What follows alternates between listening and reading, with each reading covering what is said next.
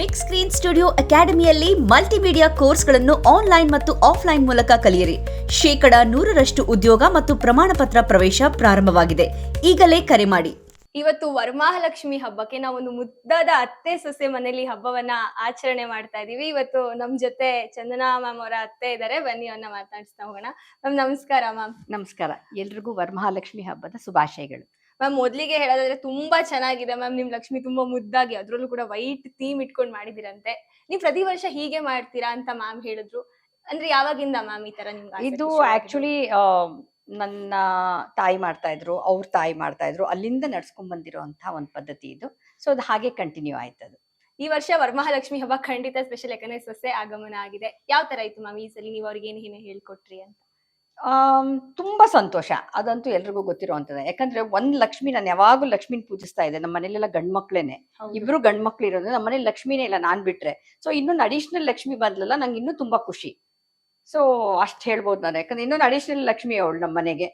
ಯಾಕಂದ್ರೆ ಯಾವಾಗೂ ನಾವು ಬರೇ ಚಡ್ಡಿ ಬನಿಯನ್ನೆಲ್ಲ ಓಡಾಡ್ತಾ ಇರೋ ಗಂಡ್ ಮಕ್ಳು ನೋಡ್ತಾ ಇದ್ದಲ್ಲ, ಇವಾಗ ಒಂಥರ ಲಂಗ ದಾವಣಿ ಸೀರೆ ಎಲ್ಲ ಕಲರ್ ನೋಡ್ತಾ ಇದೀವಿ. ಸೊ ಹೆಣ್ಮಕ್ಳೇ ಭೂಷಣ ಮನೆಗೆ. ಸೊ ಅದರಿಂದ ನಂಗೆ ಅವಳು ಬಂದಿದ್ದು ತುಂಬಾ ಸಂತೋಷ. ಇನ್ನೊಬ್ಳು ಮಗಳ ನಂಗೆ ಆಡ್ ಆದಂಗೆ ಆಯ್ತು. ಸೊಸೆಗಿಂತ ನನ್ನ ಮಗಳು ಅಂತ ಹೇಳ್ಬೋದು. ಸೊ ಅದಕ್ಕೋಸ್ಕರ ನನ್ಗೆ ಇನ್ನೊಬ್ಳು ಮಗಳು ನಂಗೆ ದೇವಿ ಕರುಣಿಸಿದಾಳೆ ಅಂತಾನೆ ಹೇಳ್ಬೋದು. ಚಂದನಾ ಮ್ಯಾಮ್ ನಿಮಗೋಸ್ಕರ ಏನಾದ್ರು ಅಡ್ಗೆ ಮಾಡ್ಕೊಟ್ಟಿದಾರಾ? ಹೇಗೆ, ಏನ್ ಇಷ್ಟ ಆಯ್ತು ನಿಮಗೆ? ಏನ್ ಅಡ್ಗೆ ಮಾಡ್ಕೊಟ್ಟಿದ್ದಾಳೆ ಅಂದ್ರೆ ಎಷ್ಟೋ ಮಾಡಿದಾಳೆ. ನಂಗೆ ಒಂದು ಹೆಸರು ನೆನಪಿರಲ್ಲ. ಯಾಕಂದ್ರೆ ಅವಳು ಇಟಾಲಿಯನ್ ಮಾಡ್ತಾಳೆ, ನಾರ್ತ್ ಇಂಡಿಯನ್ ಮಾಡ್ತಾಳೆ, ಸೌತ್ ಇಂಡಿಯನ್ ಮಾಡ್ತಾಳೆ, ಎಲ್ಲಾ ತರದ್ದು ಮಾಡ್ತಾಳೆ ಅವಳು. ಸೊ ಸಕಲ ಕಲಾ ವಲ್ಲಭೆ ಅಂತ ನಾನು ಹೇಳೋದವಳು. ಆಕ್ಟ್ ಮಾಡೋದ್ರ ಜೊತೆಗೆ, ಹಾಡೋದ್ ಜೊತೆಗೆ, ಡಾನ್ಸ್ ಮಾಡೋದ್ ಜೊತೆಗೆ ಅಡ್ಗೆನೂ ಮಾಡ್ತಾಳೆ. ಅದಲ್ಲೂ ಅವಳು ಈಸ್ ಬೆಸ್ಟ್ ಅಂತ ಹೇಳ್ಬೋದು. ಅದ್ ಆಲ್ಮೋಸ್ಟ್ ವಾರಕ್ಕೆ ಒಂದ್ಸಲ 2 ಸಲ ಶೂಟಿಂಗ್ ಇಲ್ಲ ಅಂದ್ರೆ ಅದೇ ಕೆಲಸ ಅವಳಿಗೆ. ಅಮ್ಮ ನಾನು ಏನಾದ್ರೂ ಅಡ್ಗೆ ಮಾಡ್ಲಾ ಅಂತ. ಸರಿ ಮಾಡಮ್ಮ, ನಿಮ್ಗೆ ಏನ್ ಖುಷಿನೋ ಅದ್ ಮಾಡು ಅಂತ. ಅವಳು ಏನ್ ಮಾಡಿದ್ರು ನಮ್ಗೆ ಖುಷಿನೇ.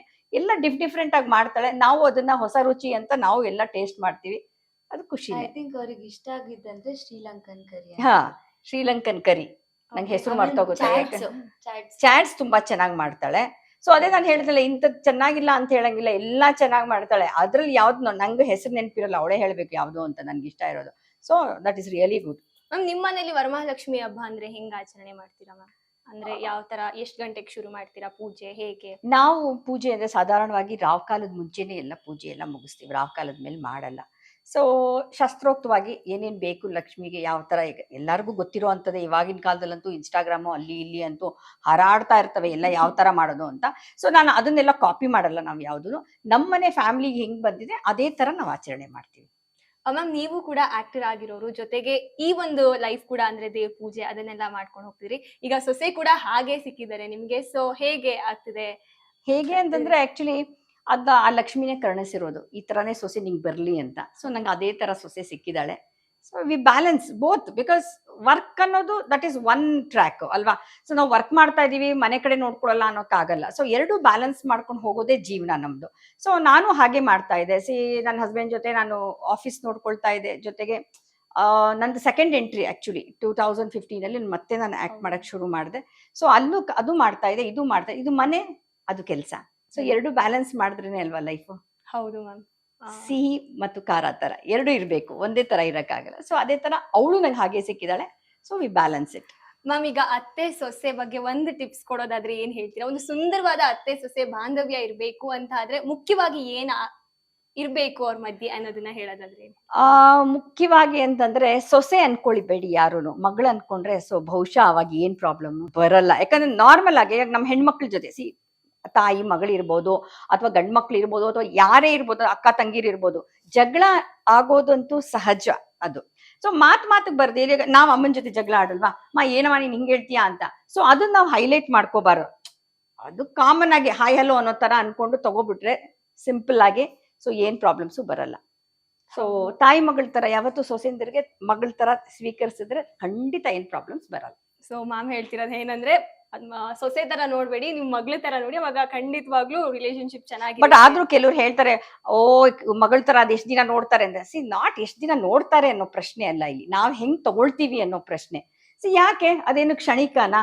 ಇವಾಗ ಅಳಿಯಂಗ್ ಹೆಂಗ್ ನಾವು ಮನೆ ಮಗನ್ ತರ ತಗೊಳ್ತೀವಿ, ಅದೇ ತರ ಸೊಸೆನು ಮನೆ ಮಗಳ ತರ ತಗೊಳ್ತೀವಿ. ಅಳಿಯನ್ ಜೊತೆ ಹತ್ರ ಮಾತಾಡ್ತೀವ? ಇಲ್ಲ. ಸೊ ಮಗಳನ್ನೂ ಹಾಗೆ ಸ್ವೀಕರಿಸಿದ್ರೆ ಏನ್ ಪ್ರಾಬ್ಲಮ್ ಬರಲ್ಲ ಅಂತ ನನ್ನ ಒಂದು ಅನಿಸಿಕೆ. ಸೊ ಬಹುಶಃ ಹಾಗೆ ನಡ್ಕೊಂಡು ಹೋಗ್ತೀವಿ ಅಂತ ಆ ದೇವರಲ್ಲಿ ಕೇಳ್ಕೊಳ್ತೀನಿ. ಚಂದನ ಮ್ಯಾಮು ಆಕ್ಟಿಂಗ್ ಮಾಡ್ತಿದ್ರು, ಅವ್ರ ಮನೇಲಿದ್ರು. ಇಲ್ಲಿ ಬಂದ ಮೇಲೆ ಅವರಿಗೆ ನಿಮ್ಮ ಒಂದು ಎನ್ವಿರಾನ್ಮೆಂಟ್ ಗೆ ಅಡಾಪ್ಟ್ ಆಗೋದು ಈಸಿ ಆಯ್ತಾ ಅಥವಾ ಹೇಗೆ ಮ್ಯಾಮ್? ಅಂದ್ರೆ ಈ ಕಷ್ಟ ಆಯ್ತು ಅನ್ನೋ ತರ ಏನಾದ್ರು ಇಲ್ಲ, ಆ ಪ್ರಶ್ನೆ ನೀವು ಅವಳಿಗೆ ಕೇಳ್ಬೇಕು. ಹ್ಮ್ ಹ್ಮ್ ಕಷ್ಟ ಆಯ್ತಾ, ಆರಾಮಾಗಿದ್ದಾಳ ಏನಂದ್ರೆ, ಬಿಕಾಸ್ ನಾನ್ ಹೇಳಿದ್ರೆ ರಾಂಗ್ ಆಗುತ್ತೆ. ಹೌದು. ನಾನ್ ಖುಷಿಗೆ ನಾನ್ ಹೇಳ್ಕೊಬಹುದು, ಅವಳಿಗೆ ಈ ಪ್ರಶ್ನೆ ಅಲ್ಲ, ನಿಮ್ ಕೇಳಿದ್ರೆ ಜೊತೆ ಅವ್ರು- ಏನ್ ಅನ್ಸ್ತು? ನನಗಂತೂ ಹಂಗ ಅನ್ಸ್ಲೇ ಇಲ್ಲ. ನಿಜ ನಾನು ಬಂದಾಗಿಂದ ನೋಡ್ತಿದ್ದೀನಿ, ಅಮ್ಮ ಮಗಳ ತರನೇ ಅವ್ರು ಇರೋದು. ನಂಗೆ ಒಂದ್ಸಲ ಡೌಟ್ ಆಗಿದೆ. ಹೌದು. So ಅಷ್ಟೇ, simple. Okay ma'am. SS TV cinema ಜಗತ್ತಿನ ಕ್ಷಣ ಕ್ಷಣದ ಸುದ್ದಿಯೊಂದಿಗೆ.